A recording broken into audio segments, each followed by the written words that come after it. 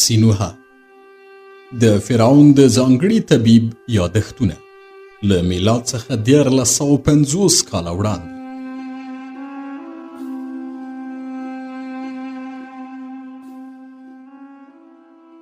نهویشتم څپرکی په مصر کې د یوې لویې فتنې سریزي.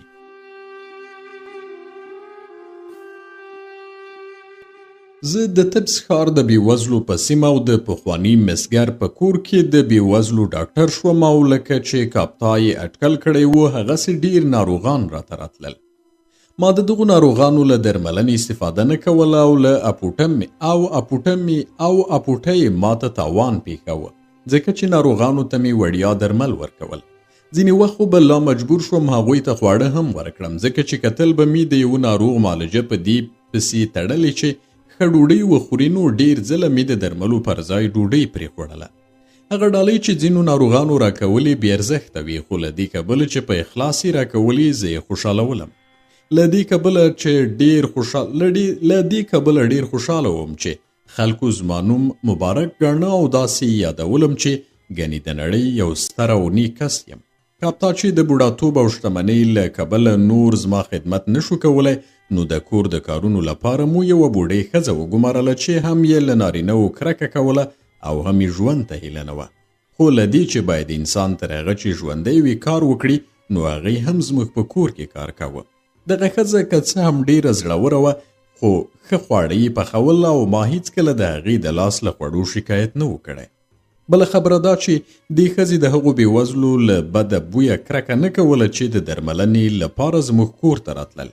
په داسې حال کې چې کاپتا اوس له دغه بویه سخته کرکه کوله. دغه ښځه به تل حاضره وه خو ما به نه لیدله او هغې ته مې موتی ویل. د شپې مهال د طبس ښار د څراغونو په رڼا روښانه کېده. میخانې او عمومي ځایونه به له مشتریانو ډک شول خو هر چا چې لږ عقل هم درلود او اټکل یې کولی شو چې کومه خبره کیدونکې ده.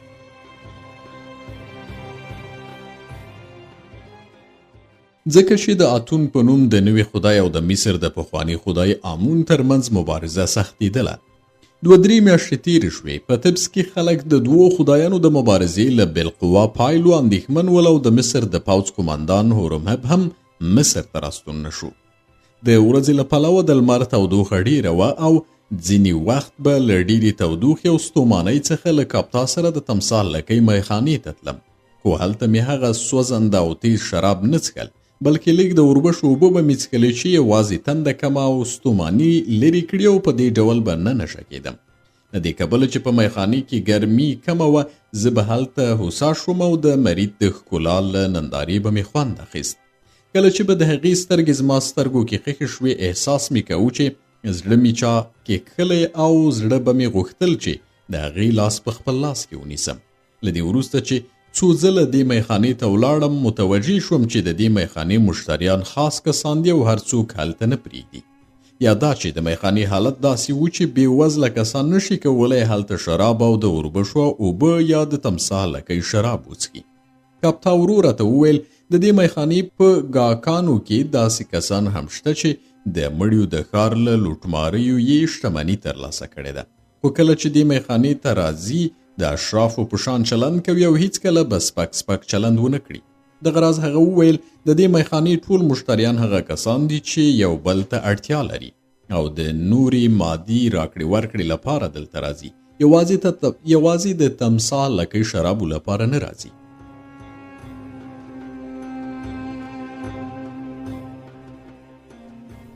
یوازې ګاک چې څوک ورته اړتیا نه لري زه وم ځکه چې ما نه کوم شی اخیستل او نه پلورل نه مې سره او سپین پور ورکول چې سود یې واخلم نه د پورونو اخیستونکی وم خو ټول پوهېدل چې زه د کاپتا ملګری یم. له همدې کبله به یې میخانې ته پرېښودم مګر له دې سره ډېر صمیمیت یې راسره نه درلود ځکه پوهېدل چې زه کومه ګټه نشم ورسولی. ما په دې میخانې کې د مصر او طبس د حالاتو او د هېواد د پیښو په اړه ډېر معلومات ترلاسه کول.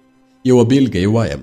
یوه شپه په میخانه کې وم چې د سپاندو او په اور کې د نورو سوځېدونکو خوشبویه نباتي دانو سوداګر میخانې ته راننوت. هغه خپلې جامې شکولې او پر سر یې ایرې تویې کړې وې. میخانې ته له راننوتو سره سم یې یوه پیاله د تمثال لکۍ شراب وڅښله ویې ویل هیله کوم چې دغه فرعون دی تر قیامته پورې ملعون وي، ځکه دغه فرعون نه غواړي د عقل پیروي وکړي او هر څه چې په مغزو کې ګرځي هغه عملي کوي. هغه وویل تر ننه پورې زما ژوند د سپاندو او نورو خوشبویه دانو په خرڅلاو چلیده چې له لرې پرتو هیوادونو مې راوړل. هر کال په دوبي کې یو شمیر بیړۍ له دې ځایه د ختیځ پر لور ځي او هر کال به لږ تر لږه له لسو بیړیو څخه د ختیځ له شیانو او سوځېدونکو دانو سره بیرته راستنېدلې.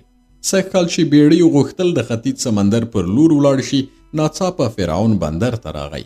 زه حیران شوم چې دغه سړی ولې په ټولو کارونو کې لاسوهانه کوي، په داسې حال کې چې دغه ډول کارونه په ده پورې اړه نه لري، او بله دا چې په طبس کې دومره څارونکي او کاتبان څه کار کوي؟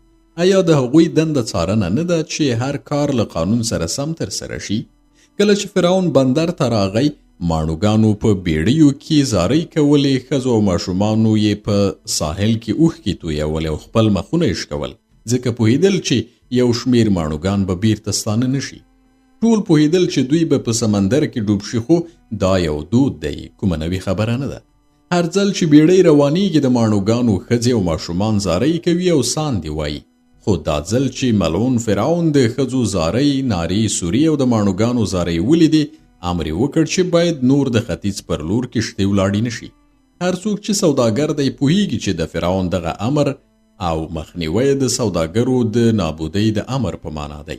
له دې سره د ماڼوګانو ښځې او ماشومان تباه کیږي، ځکه تر هغه چې بیړۍ د ختیځ پر لور ولاړې نشي، سوداګر به ګټه ونه کړي او د ماڼوګانو ښځې او ماشومان به وږي پاتې شي.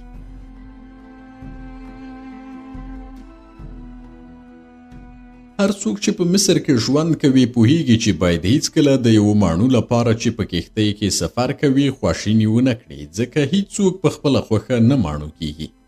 هغه محکومین چې قاضیانو محکوم کړي او ورانکاري دي مجبوریږي چې ماڼوګان شي. په دغسې حالت کې باید ولې د هغو د ډوبېدو له امله خواشیني شو؟ آیا د څو تنو هغو کسانو مړینه چې محکوم شوي او مجبور دي چې ماڼوګان شي ډیره د خواشینۍ خبره ده؟ که سوداګر د پانګې تباه کېدل د تاسف وړ دي چې کښتۍ یې جوړه کړې او هغه یې سمبال کړې ده، ځکه چې کښتۍ خو په خپله نه جوړیږي، بلکې باید پانګه پرې ولګول شي، جوړه شي او بیا له کافي خوړو سره د ختیځ سمندر پر لوري واستول شي. زما زړه پر مصري سوداګرو سوځي چې دوی په خپله په لرې پرتو سیمو کې دي. ښځې او ماشومان په مصر کې دي او دغه ښځې او ماشومان به هیڅکله خپل میړونه او پلرونه ونه ویني. هغه سوداګر چې په نورو سیمو کې دي نورې ښځې کړي او وایي هغه ماشومان چې دوی زیږولي د بدن پر پوستکي ټاپې لري. یوه شېبه دغه سوداګرو همداسې شکایت وکړ او پر فرعون یې لعنت وایه. هغه ته یې ښېراوې کولې او ویلې چې دغه سړی به ټول سوداګر له ګټې وټې وباسي. دغه راز به هغه سوداګر هم تباه کړي چې په لرې پرتو سیمو کې دي او مصر ته شیان راستوي. له دې وروسته چې 3 پیالې د تمثالکۍ شراب یې وڅښل، هیجان یې کم شو او پر دې بښنه وغوښته چې فرعون ته یې سپکې سپورې ویلې وې. د ویل له ډېره خفګانه یې دغه ډول خبرې وکړې او زیاته یې کړه، ما فکر کوو چې د فرعون مور یعنې تیبه وکړی شي خپل زوی سم کړي او عقل ور وښیي، خو هغه هم په دې فکر کې نه ده. دغه راز ما تصور کوو چې د فرعون د نوي معبد مخکښ یعنی آی به د هغه لپاره زړه سواندی نصیحت کوونکی وي، خو دغه سړی هم یوازې په یوه فکر کې دی او هڅه کوي پخوانی خدای آمون له پښو وغورځوي. تر دې مخکې چې فرعون ښځه وکړي نو ما فکر کوو چې دی به له دې کبله بې پروا وي چې واده یې نه دی کړی، خو چې نفرتیتي د هغه خور شوه بیا هم د هغه بې پروایي ختمه نه شوه.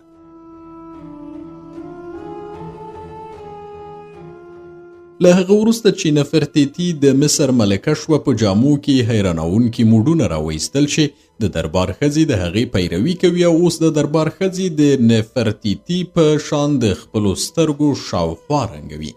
دوی د سوریې د ښځو په شان جامې اغوندي. د هغوی جامې داسې دي چې مخکینۍ برخه یې بیخي خلاصه ده.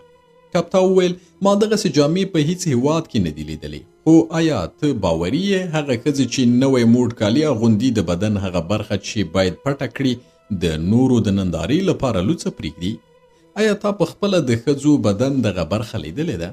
سوداګر وویل زه خو خور نه لرم، له خپلې خور څخه څو بچیان لرم، ځان یو شریف سړی ګڼم، خو کله چې ما هغه ښځې ولیدې چې د بدن مخکینۍ برخې بیخي لوڅې دي نو د هغوی له نامه ښکته برخې ته مې ونه کتل. په دې وخت کې د میخانې نوکرې مرید خبرې پیل کړې او سوداګر ته یې وویل که ته بې سلیقې سړی یې نو دا د ښځو ګناه نه ده، ځکه چې په دوبي کې له دې موډه پیروي ډېره ښه ده او ښځې ښکلې کوي. مرید سوداګر ته وویل هغه جامې چې ته پرې نیوکه کوي داسې نه دي، بلکې ښځې له دغو جامو سره پر هغه ځای د کتان یوه ټوټه تړي چې باید پټه وساتل شي. د ډېرو تیزو سترګو نارینه هم نشي کولی تر دغې ټوټې لاندې بدن وویني. سوداګر غوښتل ځواب ورکړي خو د ډېرې نشې له کبله یې ونه شو کولی چې ځواب ورکړي. د خپل سر په دواړو لاسونو کې ونیو او د ښځو د جامو د نوي موډ د لرې سمندرونو پر لور د بیړیو د مخنیوي او د ختیځو سیمو د شیانو له ګټو څخه د سوداګرو پر راګرځېدو یې وژړل.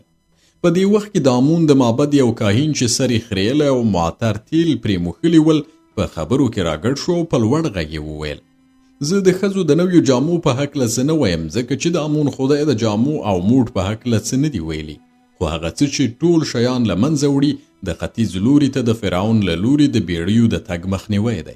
ځکه که دغه بیړۍ ولاړې نشي نو څوک په اور کې سوځېدونکي معطرې نباتي دانې نشي راوړلی، او که دغه دانې رانه وړي نو زموږ خدای آمون به زموږ د قربانۍ پر وخت له ښه بویه محروم شي.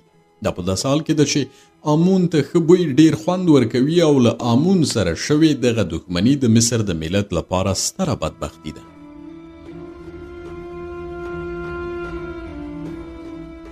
د هغې ورځې راهیسې چې حرمونه جوړ شوي د چا نه یادېږي چې د مصر ملت دې داسې بدبخته شوی وي. زه یقین لرم له دې وروسته چې هر مصری د فرعون د نوي خدای یو پیرو هم وګوري نو ناړې به ورته کړي. د نوي خدای پیروان پر خپلو جامو د نوي خدای نښه ټومبي چې یو صلیب دی. ستاسې له ډلې که نن شپه هر څوک ولاړ شي او خپل لوی ضرورت یعنې جوابي چای د نوي خدای په معبد کې رفع کړي، زه به پرې څو پیالې د تمثالکۍ شراب وڅښم. دغه کار سخت هم نه دی، ځکه د اتون په نوم دغه ملعون خدای معبد دیوال هم نه لري او که یې څوک وویني نو د معبد له ساتونکو څخه په اسانه تښتېدلی شي. زه په خپله هم دغه کار کولی شم، خو له دې کبله چې د آمون د معبد کاهن یم نو ښه نه ده چې ما وګوري او دا کار د آمون د سپکاوي سبب شي. په دې وخت کې یو سړی چې په مخ یې د کوي یا چیچک نښې وي د میخانې له یوه ګوټه راولاړ شو. کاهن ته نږدې شو او ورو یې ورسره خبرې وکړې. کاهن دغه کس په خپل څنګ کې کېناوه او پر هغې د تمثالکۍ شراب وڅښل. سړی چې کله شرابو ګرم کړ نو په لوړ غږ یې کاهن ته وویل زه دغه کار ته چمتو یم او ځم. زه پر آمون عقیده لرم او دا نشم منلی چې بل خدای دې د آمون ځای ونیسي، ځکه له هغې ورځې چې زیږېدلی یم تر ننه پورې د آمون عبادت کوم. کاهن وویل که ته نن شپه ولاړ شي او د اتون د معبد په محراب کې خپل ضرورت رافع کړي زه به تا وبخم. آن که ستا جنازه مومیایي هم نشي بیا به هم تر مړینې وروسته د لویدیځ نیکمرغه ټاټوبي ته ورسیږي، ځکه هر څوک چې د آمون لپاره مړ شي او یا که په سمندر کې ماڼوګان ډوب شي بیا به هم د لویدیځ ټاټوبي ته ورسیږي. نشه کاهن د ډېرې نشې له کبله په میخانه کې ناستو کسانو ته وویل که تاسې د آمون په لاره کې قتل او غلا وکړئ، کورونه وسوځوئ او هر بد عمل وکړئ، زه به تاسې وبخم او آن که فرعون وژلاست هم تاسې به وبخم.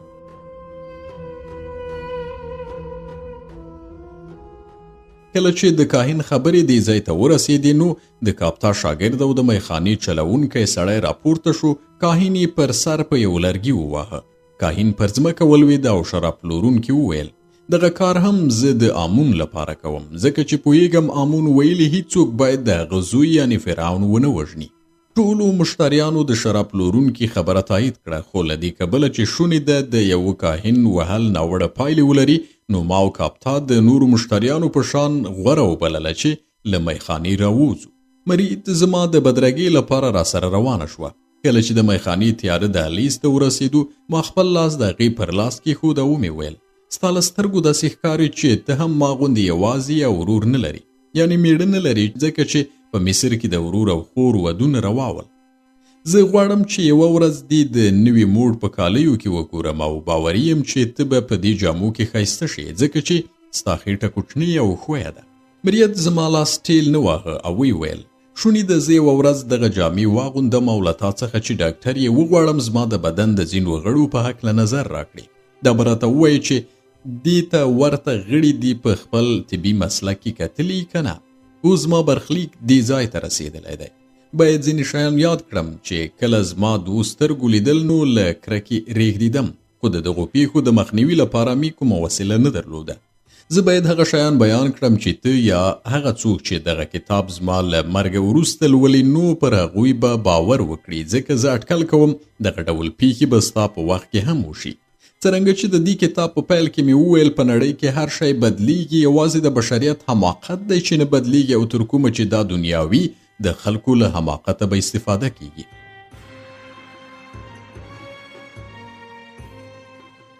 د دوبي په نیمایي کې د مصر د سپاهیانو قماندان هورمهب د مصر په سویل کې د کوش له ټاټوبي راستون شو. د ګرمۍ له کبله توتکۍ نه الوتې او غږ یې نه اورېدل کېده. په ډنډونو کې اوبه نه خوسا کېدلې او خلک د ورځې له پلوه له سیند څخه راوتل. یوازې هغه کسان پاتې کېدل چې مجبور ول د تبس په بندر کې کار وکړي او یا په بیدیا کې په پټیو کې کار کوي. خو د شتمنو کسانو باغونه تل ساړه او له ګلانو ډک ول او تل د باغونو په لښتیو کې اوبه روانې وي. په دې دوبي کې فرعون د تیرو کلونو پر خلاف په تبس کې له خپلې ماڼۍ راونه ووت چې کوز مصر ته ولاړ شي او د هغه ځای له سړې هوا استفاده وکړي. له دې کبله چې فرعون ساړه بند ته نه و تللی، ټول پوه شول چې سترې پیښې کیږي. یوه ورځ خلک خبر شول چې هورمهب راغلی او له کورونو راووتل چې د فرعون عسکر وګوري. هغوی ولیدل چې له ټولو هغو لارو چې له سویله تبس ته راغځېدلي په دوړو پټ تورپوستي عسکر په داسې حال کې ښار ته راننوځي چې د نیزو مسي څوکې یې ځلېدې.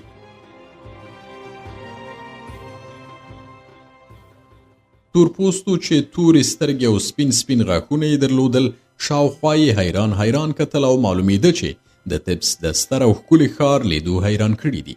پر همدې وخت چې تورپوستي عسکر تبس ته ننوتل، د فرعون جنگي بیړۍ هم بندر ته ورسېدې. له بیړیو څخه جنگي ګاډۍ او آسونه و چې ځمکې ته ولېږدول شول او خلکو ولیدل چې د ګاډیو چلونکي او د آسونو پالونکي ټول د شردن ټاټوبي اوسیدونکي یا تورپوستي دي. شردن هغه سیمه ده چې اوس یې لیبیا بولي. باید ووایم چې پخوا یې په مصر کې ګاډۍ په خرو پسې تړلې او په آسونو پسې د جنگي ګاډیو د تړلو دود له شردون څخه مصر ته ورغلی دی.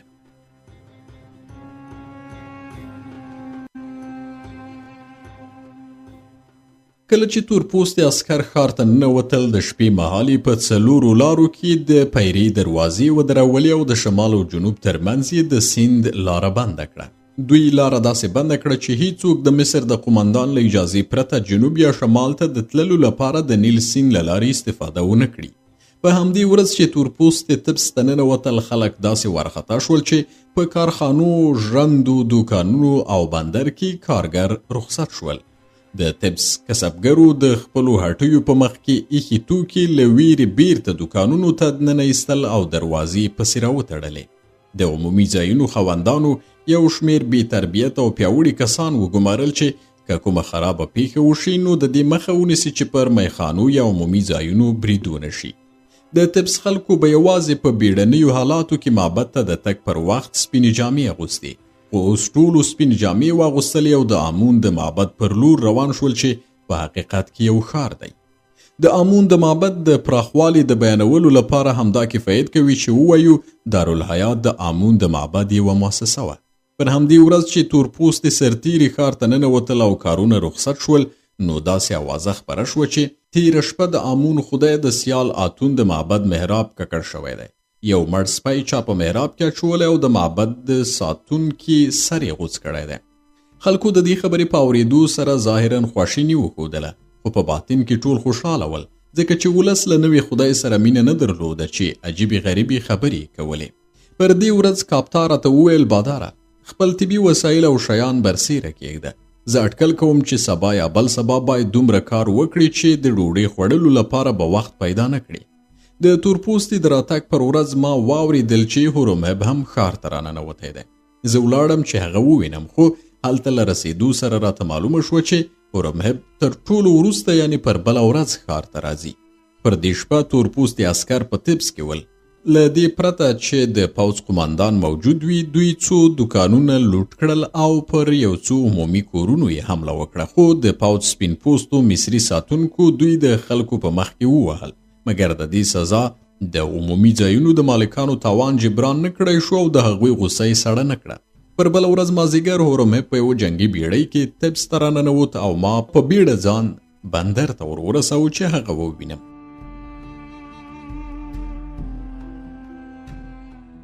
ما تصور نه کوو چې هغه به دومره په اسانۍ سره ولیدی شم خو کله چې هغه ته خبر ورکړ چې سینوهه ستا کاتو ته راغلی نو دستي امر وکړ چې ما بیړۍ ته ورولي تر هغه وخته ما د مصر د کومې جنګي بیړۍ منځ نه ولیدلی خو کله چې بیړۍ ته ننوتم د یوې جنګي او سوداګریزې بیړۍ ترمنځ ډیر توپیر نه و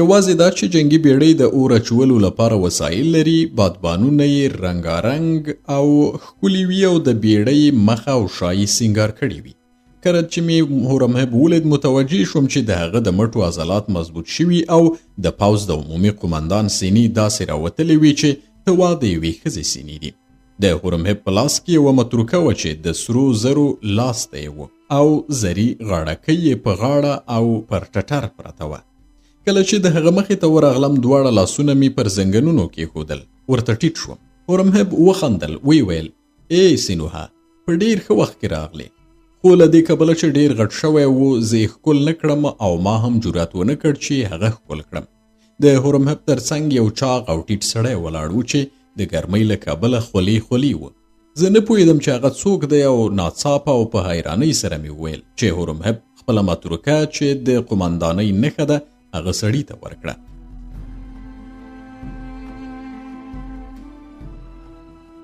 د له خپلې غاړې څخه زرري غاړکۍ راوکښل او هغه ته یې ورکړه او ورته یې وویل ښه دغه طوق پر غاړه کړه او سر له ننه د مصر د پوځ د قماندانۍ مسؤلیت پر غاړه واخله ښه به وي چې د مصر د ملت وینه ستا په ګنده لاسونو وبهیږي نه زما پر لاسونو زه له پخوا د هورمهب د خبرو له لهجې سره بلد وم او پوهېدم چې هغه تل د زړه خبره کوي نمایشي خبرې نه کوي ان ما اورېدلي دي چې له فرعون سره هم داسې خبرې کوي چې کله کله د شخړې په شان چې کله کله د شړې په شان وي په زړه پورې دا وه چې د هیڅکله له ما سره داسې چلند نه کاوه نه یې له ما سره بد چلند کړی او نه کله بده او چټي خبره راته کړې ده کله چې خپله متروکه او غاړکۍ دغه سړي ته ورکړه نو مخ یې راواړوه ویې ویل سینوهه ما چې درته وویل پر سم وخت راغلی لامل یې دا دی چې زه حاضر یم ستا کور ته ولاړ شم ځکه چې له دې میزاني یا ساعته وروسته د مصر د پوځ قماندان نه یم که ستا په کور کې یو پوځی هم وي غواړم پرې ویده شم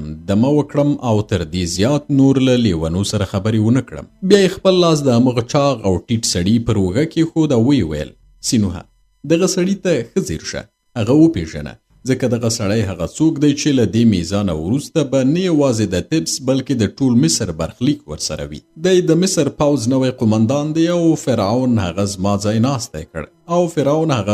ناستی کړی دی ځکه چې ما فرعون ته وویل چې لیونی دی او که ته دغه سړي ته ښه ځیر شي نو پوه شي چې فرعون به بیا ما ته محتاج شي د پوځ نوي قماندان چې خولې پرې راماتې وي وویل هورمهبه پر ما غوسه نه شي ځکه چې ته پوهېږې ما نه غوښتل ستا ځای ونیسم زه د جنګ سړی نه یم او فکر کوم زما د باغ چوپتیا او په دغه باغ کې له خپلو پیشوګانو سره لوبې کول د جنګ د ډګر تر شور ماشور ماته غوره وي خو له دې وروسته چې فرعون زه د پوځ د قماندان په توګه وټاکلم د هغه د ارادې بې احترامي مې نه شوه کولی په تیره بیا دا چې ویل نه به کوم جنګ وشي او نه به وینه تویه شي بلکې آمون به په خپله نسکور او له منځه ولاړ شي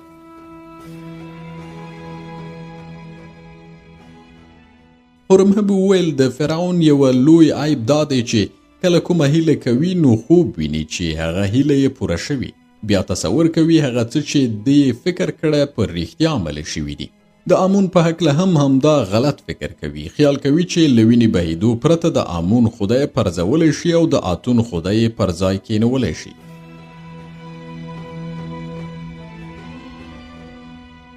هورمهب ورته وویل له دې کبله چې پوهېږي پر تا پیشوګانې ګرانې دي او له جنګه کرکه کوي نو د آمون د خدای ختمول یې تا ته سپارلی دي خو زه درته وایم چې له وینې بهیدا پرته دغه کار شونی نه دی ته باید ډېر کسان ووژنې چې وکولی شي د آمون خدای رانسکور کړي خو هغه وینه چې ته بهوي له دې کبله چې ستا خپله وینه نه ده نو تاوان به ونه کړي. له دې وروسته هورمهب هغه سړی پر ملا وواهه. سړی د لاس تر ګزار لاندې کړوب شو او بیا یې ماته وویل راځه چې له دې بیړۍ څخه ولاړ شو. کله چې موږ غوښتل له دې بیړۍ څخه ووځو هلته ناست سرتیري راولاړ شول. نیزې یې څنګ ته کېنولې. هورمهب ته یې سلام وکړ. هغه عسکرو ته په لوړ آواز وویل زه له تاسې سره خدای پاماني کوم خو پوهیږم چې یوه ورځ به بیرته تاسې ته راستون شم. تر هغې ورځې چې زه نه یم راغلی تاسې د دغه سړي پیروي کوئ چې اوس مو قمندان دی او نظم او ډیسپلین ته پام وکړئ. که مو داسې ونه کړل نو له ستنېدا وروسته به پر ملا دومره متروکي او لرګي وخورئ چې د بدن غوښو ټوټې مو جلا شي. عسکرو وخندل او هورمهب وویل زه خپل شیان له بیړۍ څخه نه باسم ځکه چې پوهیږم دلته به خوندي وي. بیا یې زما پر غاړه کې لاسونه راواچول او ویې ویل سینوها زه نن شپه غواړم ځان بوخت کړم. ومې ویل په دې ښار کې یوه میخانه شته چې د تمساح لکۍ یې بولي. یو ډول معطر شراب لري چې هیڅ ځای کې حتی په بابل او کورت کې یې ساری نه موندل کیږي خو ډیر قوي دي. باید په خوړلو کې احتیاط وشي. آیا غواړې هلته ولاړ شو چې ته دغه شراب وڅښې؟ هورمهب وویل هو غواړم چې دې میخانې ته ولاړ شم. ومې ویل نو امر وکړه چې یو ټولی عسکر ستا د ساتلو او د بېنظمۍ د مخنیوي لپاره دغې میخانې ته ولاړ شي. له دې سره سره چې هورمهب نور د پوځ قمندان نه و نوي مشر ته یې داسې امر وکړ چې ته وا هغه سړی لا هم د تر امر لاندې دی. هغه ته یې وویل یو شمیر باوري سپاهیان د تمساح لکۍ شرابخانې ته واستوه چې نن او په نورو ورځو کې میخانه وساتي او چاته اجازه ورنه کړي چې هلته بېنظمي جوړه کړي. زه د دې د هغه د امر له کبله خوشحاله شوم ځکه چې اټکل مې کاوه که ناسمې پیښې وشوې نو د تمساح لکۍ به تر بل هر ځای ژر له حملو سره مخامخ شي. دا ځکه چې ټول پوهیږي د دې میخانې تر شا ځینې کوټې د هغو کسانو د معاملې ځای دی چې د امواتو د ښار له قبرونو غلاوي کوي او یا غلا کړي سره او سپین په خپلو منځو کې ویشي.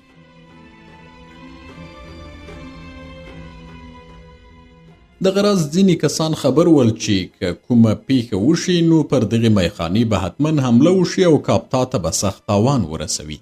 خو میخانې ته د هورمهب له امر سره سم د عسکرو تر رسیدو وروسته دغه خطر له منځه ځي. ما هورمهب ته لارښوونه وکړه. هغه مې د تمساح لکۍ شرابخانې ته بوت او په یوې کوټې کې مې کېناوه. مریت موږ ته مخصوص شراب راوړل. هورمهب په یو وار سر پر سر واړول او ویې ټوخل خو څو شېبې وروسته یې وغوښتل چې یوه بله پیاله شراب هم ورته راوړي.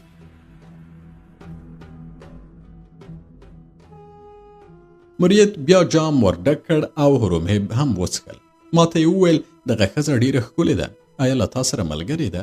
ما ورته وویل له دې ښځې سره زما دوستي عادي ملګرتیا ده او خصوصي اړخ نه لري. زه په دې تمه وم چې هورمهب به خپل لاس د مریت لاس کې کېږدي خو هغه په ادب سره میرمنه رخصت کړه او له دې وروسته چې هغه ولاړه ما ته یې وویل سینوها سبا هغه ورځ ده چې په طبس کې به وینه وبهیږي. فرعون فیصله کړې چې خپل خدای د آمون پر ځای کېنوي. له دې کبله چې فرعون پر ما ګران دی نو د هغه د دغه اقدام مخه نه نیسم. زه پوهیږم که مې د فرعون مخه نیولې وای نو هغه به داسې خفه شوی و چې ممکنه ده له غمه مړ شي. ته پوهیږې زه هغه کس یم چې کله فرعون ولیعهد و ما ستا په شتون کې هغه په خپلو جامو کې پټ کړ چې ساړی ونه شي. له هماغه وخته پر ما ګران شو. زه پوهیږم چې د خدای د بدلولو لپاره به د فرعون اقدام ډیرې وینې توی کړي نو ځکه مې د مصر پوځ له قمندانۍ استعفا ورکړه چې د خلکو د وینې بهیدا مسؤلیت را په غاړه نشي.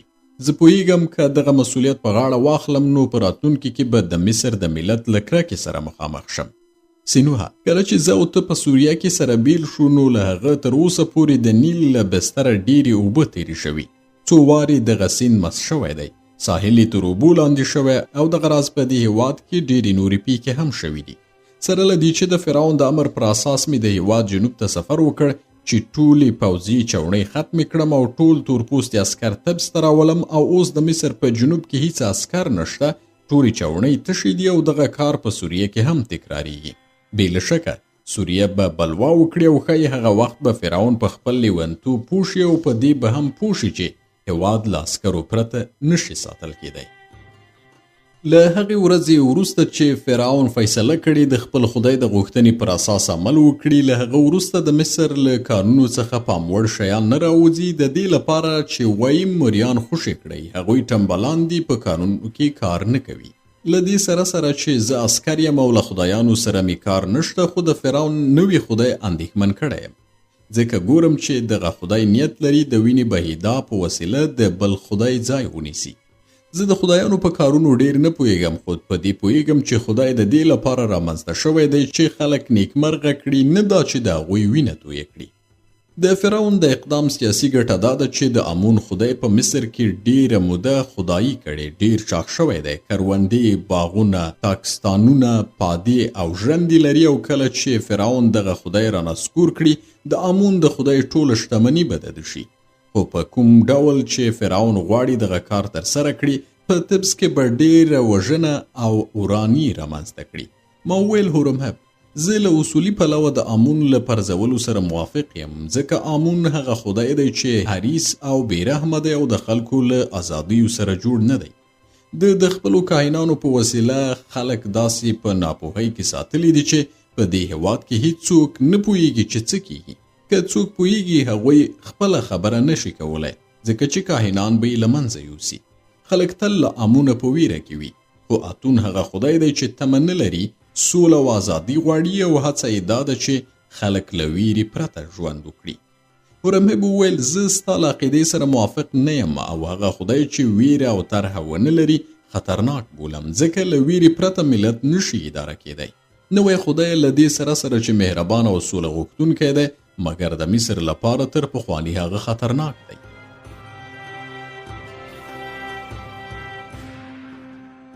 خو له دې سره سره د امون د راپرځولو لپاره له تا سره موافق یم. زه هم وایم چې باید دغه خدای له منځه ولاړ شي، خو په داسې ډول نه لکه چې فرعون یې غواړي.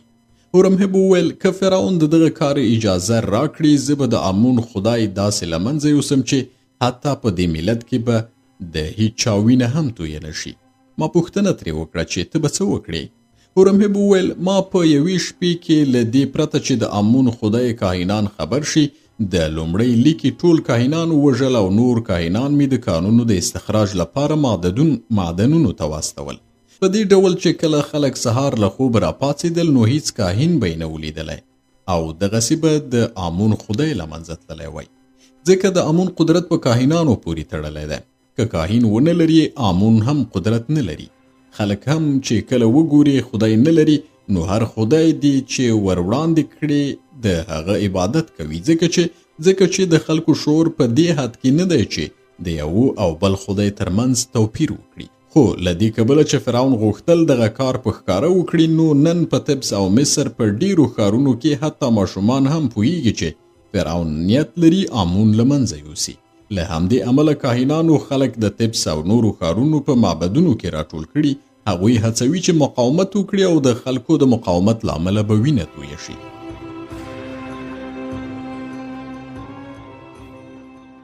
له دې خبرې وروسته هورمهب د تمثال لکۍ یو بل جام شراب وغوښتل او ویې څښل.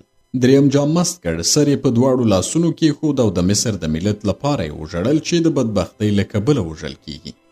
ما غوښتل د هغه د ژړا مخه ونیسم، خو یو وخت مې وکتل چې هورمهب ویده شوی.